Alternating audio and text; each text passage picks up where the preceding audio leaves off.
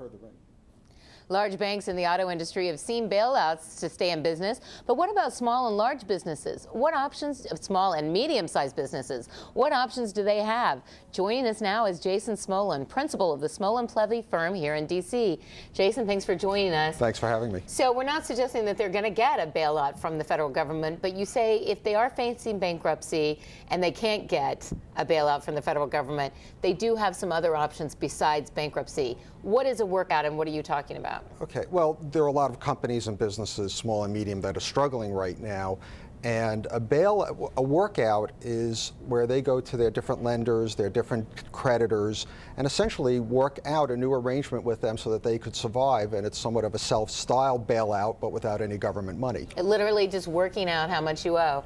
Now, it's a little bit trickier if you're a business. You know, we see so many consumer advocates these days saying, pick up your phone, call your credit card company, talk to them, negotiate with them. But if you're a business, your advice to them is the same advice my father always gave me: get a lawyer.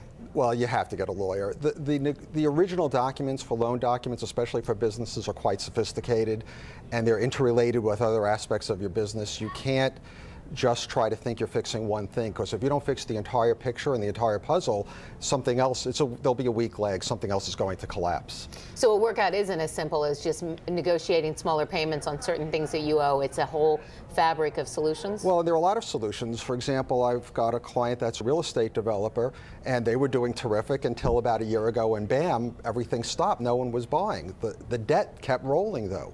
Here, the solution we worked out, and successfully, was to simply buy time. We weren't telling the lenders we wouldn't pay them back, but we said you have to sit back, you have to wait for things to turn, and in fact, things are beginning to turn. But a lot of people are saying, let them file for bankruptcy, that it's not the stigma that it once was, that it's not so bad these days.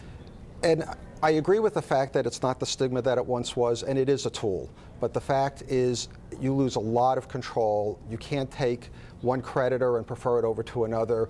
The debtor, the person that's running the business, loses a great deal of control because you're in a different environment where every creditor has to be treated the same, a lot of rules.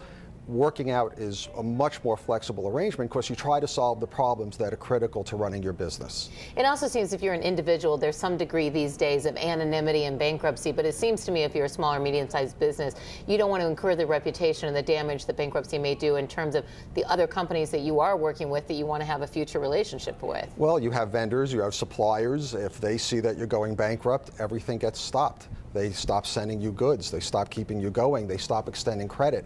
You know, there's that kind of a joke about people that creditors are your best friends because they want you to stay healthy. So they're very dedicated to trying to make sure they help you solve the problem if you approach them right. The problem would be asking for things that are unreasonable to ask, not understanding what their obligations are, what their needs are. So you have to have a very good dialogue with a willing lender or a willing banker so that you don't ask for things that you know they can't give.